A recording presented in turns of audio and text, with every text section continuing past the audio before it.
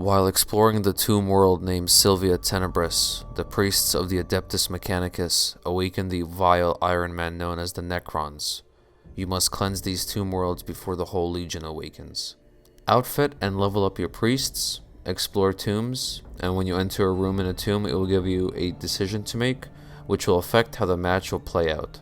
At the end of the tomb run, you will fight an XCOM-like turn-based battle.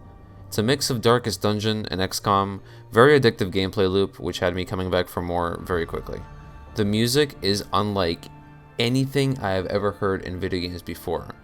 Not saying that it's the best music I ever heard, but it is the most grandiose.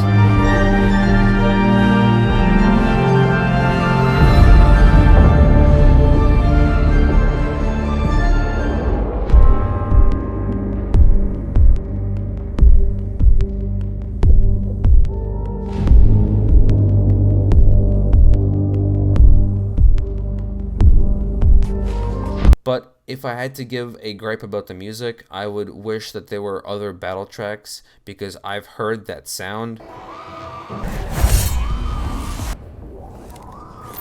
so many fucking times per room. Like I'm getting sick of it. But besides that, the music is astounding.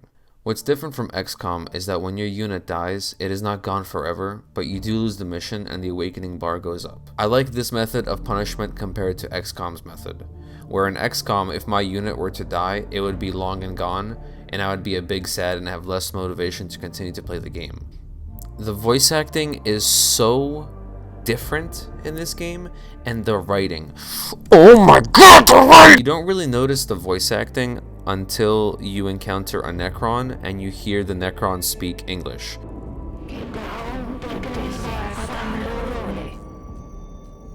We are infested insects to be expunged. Then you understand that all the beeps and boops that you hear from the Adeptus Mechanicus, that's how they talk. That's their language, which was like one of the most illuminating things that I have encountered in a game. And the writing, oh my god, the writing is so good.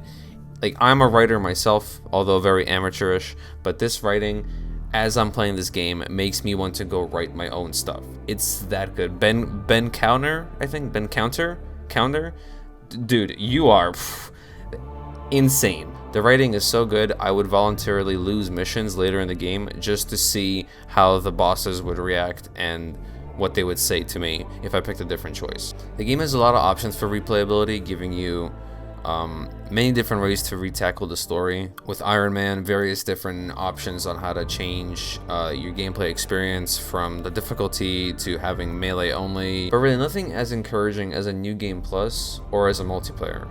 In fact, I would love to see a game like this, but have it involve different factions of the Warhammer universe. This type of gameplay, but have Chaos, Tyranids, Space Marines. I think that would be an extremely fun game to play. Oh, and the game is extremely long. Like, my regular playthrough took me like 29 hours or so. So, yeah, it's well worth your money. Okay, ending rant. Rant? Okay, ending rant. I can kind of just go off on this game right now. So I'm gonna talk about some negatives and like kind of just go off script and just kind of have free flowing thoughts. So I'm gonna start with the negatives right now. Game feels like a mobile game. Like when I first booted it up, it felt very like not properly optimized for PC. You know, like it felt like I should be playing it on my phone. The UI bugged out for me like almost all the time when I was getting my characters outfitted. The layout also of the gear is frankly disgusting. You know, as a Selanashi follower and an Emperor's child, it frankly just disgusted me. It was appalling to look at. So the point is, the UI is very messy. It would bug out and glitch out for me every time I would go there. Gear categorization is very clunky as well. I had audio bugs, so like if I would skip the dialogue too fast, like some of the audio would overlap each other, which also kind of took away from the whole immersion. But immersion. Let's talk about that, right? But man, like the writing, the atmosphere, the characters, the tone of this game is crazy. You know, like I was never a big fan. Okay, let me just say this. I wasn't a fan of the Adeptus Mechanicus. Like I'm a big Warhammer fan. I'm a big Chaos guy. I'm a big Space Wolf guy. But I didn't care about the robots. You know, beep boop, whatever, fuck off. But playing this game really just kind of like illuminated me. Especially what I mentioned before about hearing how they talk, and then hearing like English from the Necrons.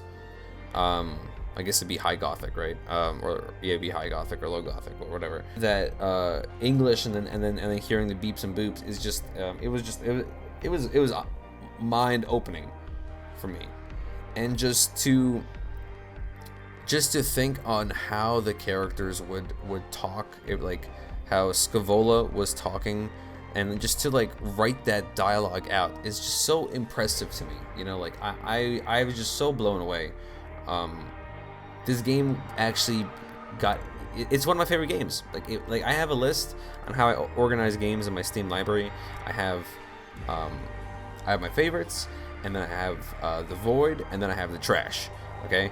And then my favorites are like my favorite games, obviously, and then the Void is just games that I really enjoyed, but I probably won't like ever play again. And then the trash is just the trash, right? Yeah, this game turned out to be one of my favorites. I extremely enjoyed it. The gameplay decision per room is really fun. The actual battles are really fun. The writing is interesting to digest. The music is explosive, and I can surely recommend this game. I think it is worth your money and your time in 2021. So the DLC, how do I feel about the DLC? I think it's not really worth it, to be honest. The story was okay. The main villain is okay. You get a heretic, a new talent tree with the DLC, and it's okay also.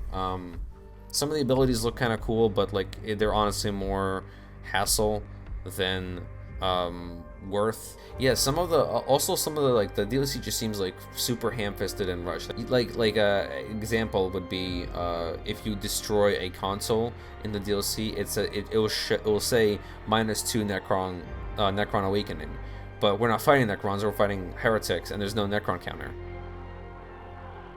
What the fuck? Also, when the heretics died, there was no dying animation. They just kind of...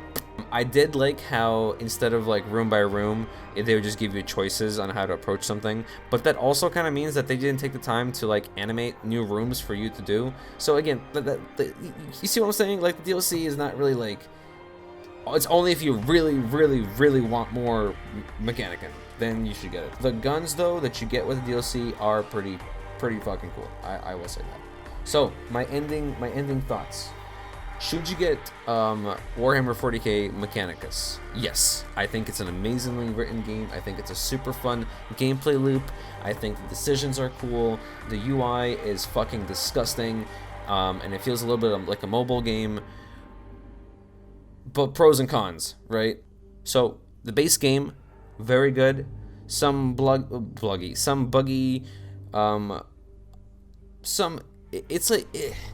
It's an uncut gem, but it is still a gem, and definitely worth your time. The DLC though, not really worth it your time unless you want more Mechanicum and you want to support the developers. But I think buying the base game is support enough, because the DLC just seems ham-fisted and rushed, and I don't think the DLC is very much worth it. But I think the base game is very, very much worth it. This has been Volky Volk. Thank you very much for watching. I will see you in the next video. Have a great day. Goodbye and take care.